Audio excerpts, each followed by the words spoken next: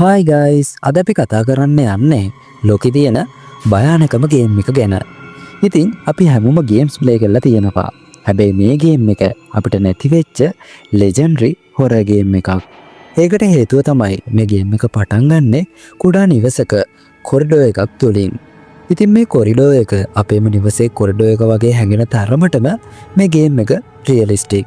ඒ වගේම මේ ගේම් එක පුරාවටම භාවිතා වෙන sounds and emotions පට්ටම sensitive.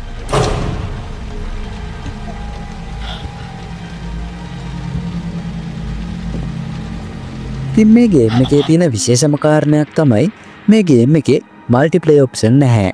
ඒ කියන්නේ මේ ගේම් එක play කරන ඔයා තනි character එකක් විතරයි.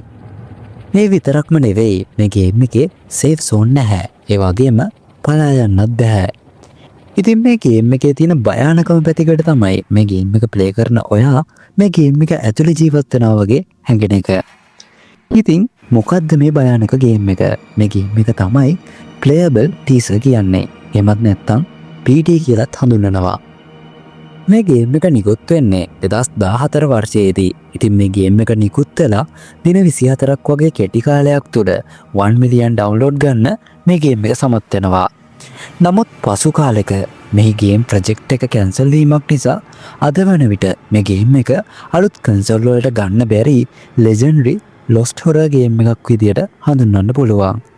එහෙනම් මේ වගේ අපි නොදන්න අලුත් දේවල් ගැන දැනගන්න මාත් එක්ක දිගටම එකතු වෙලා ඉන්න.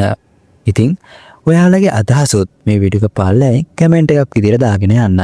එහෙනම් අපි ඊළඟ වීඩියෝ එකකින් හම්බෙමු.